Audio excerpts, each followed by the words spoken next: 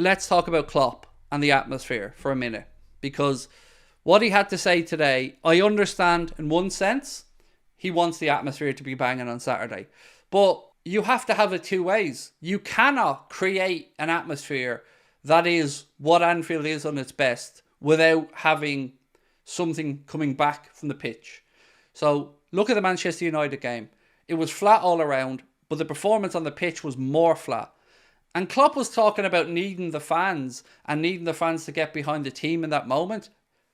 The team gave nothing back there. And I get Klopp says that they were tired, and I get what he says, but ultimately we were too passive. We were too respectful.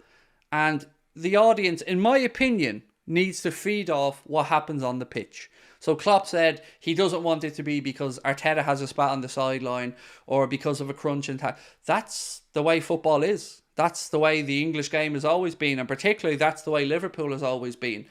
You can't get up for Bournemouth at 12:30 on a Saturday and think that atmosphere in any way, shape or form is going to be the same as Inter Milan at Anfield on a European night. It just isn't. So I get what Klopp's trying to do. I don't know the answer to the atmosphere at Anfield. The atmosphere sometimes seems to be give all the tickets to locals because, you know, they know everything. I don't know. Not to say that's not the answer in some way. I do agree. I've seen the Spirit of Shankly come out with a statement today that said they'd like to see a pathway for younger people to get into the Kop or to get into Anfield to build up that next generation. And I do think there's valid points there as well. But ultimately, if Klopp wants the atmosphere, then he gets the boys fired up. If those boys are fired up and they come out and get stuck into Arsenal from the off, he'll get his atmosphere. It needs to be a two-way thing. So what do you guys think about what Klopp said today? Do you think he was right to call out Anfield and the crowd? Or do you think, like somebody in the chat suggested earlier on, that maybe there's something going on that he's a bit tetchy about? I don't know. That could very well be the case.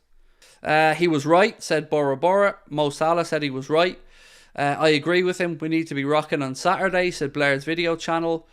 Klopp loves going for Bundesliga players and transforming them into absolute machines. I think that's a bit of a sidetrack. He was right. It was dead. But why was it dead?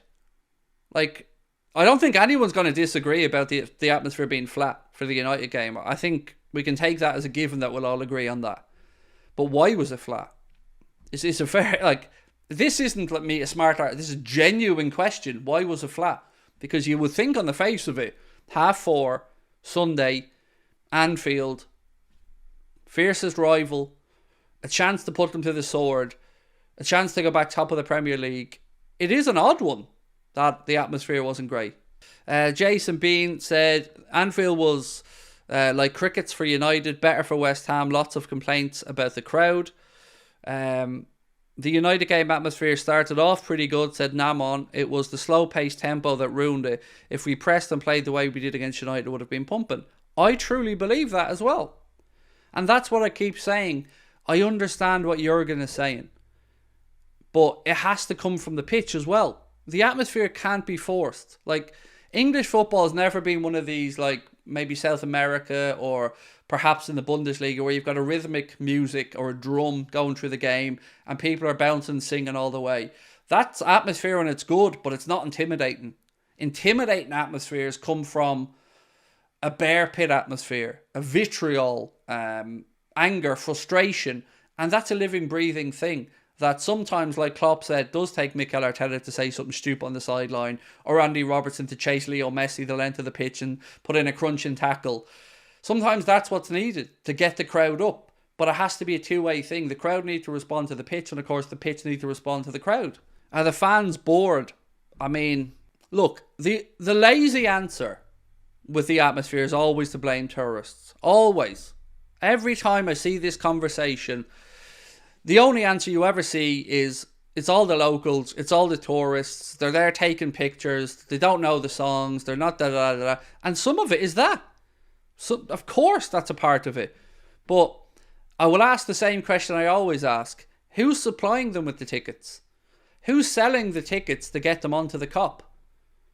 It's season ticket holders or travel agents or touts. So you got to look at who's putting those tickets up for sale. Are they season ticket holders who are just creaming off the club? If that's the case, should they be stripped away? Like, I understand that certain sections of a stadium should be for the hardcore fans. Like, the Kop should be full of match-going season ticket holders. I think that's a fair assumption.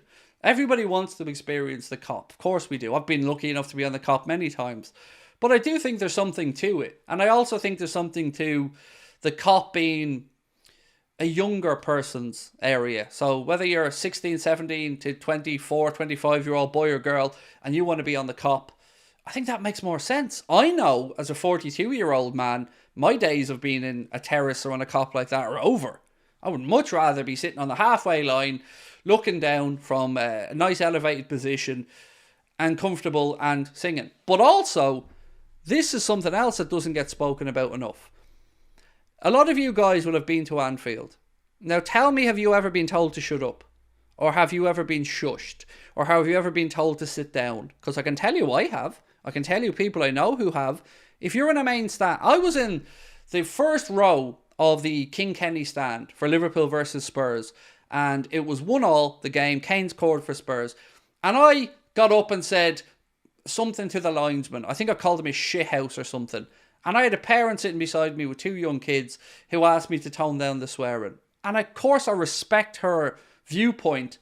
But also, I'm at a game of football and I'm trying to get in the linesman's head. And I'm trying to, do what you do as a fan. And sometimes you need to realise that there are some older, potentially crankier people inside that stadium as well who, don't really lean into the singing in certain aspects or certain areas of the stadium. I think that needs to be spoken about as well.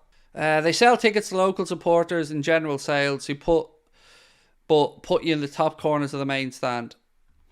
That's not great either. I get, yeah, that's fair, Paul. I know that there's cheaper tickets for younger people, I think, or locals who are put in the top corners of the stand. You're right. There should be, in my opinion, and I don't know how they would do this, but I've always spoke about an unreserved section in the Kop where, let's say, block 306 is unreserved. So there's a block of seats there, and you go in, and if you've got mates in there, you can move it around, sit in different positions. You need to be able to have groups of friends going to these games, groups of like-minded people that know each other, and I don't know how they do that. But that's what I think would help, It's difficult. It is difficult. And it always ends up in fans pointing the finger at each other and blaming each other, which never, ever is beneficial. It just causes a bigger divide, and nobody wants that. I'd be fuming if someone told me to shut up at a football match, said them on. I've been to Anfield once, was in the Kop. Everyone stood up the whole time. Nobody was asked to quiet down. That's the Kop. That's the anomaly. The Kop is... I've been there as well a lot of times. You're right, not much sitting down going on in the sections I was in, but I was alright with that. How someone can shush people in a football stadium is absurd. It's like complaining about drunk people at the pub. Look, it's not just like, that was my one experience, but I've been told by so many people, they've been in a main stand, they've been trying to sing, and they've been looked at, or given evils, or told to shut up. It can't work both ways.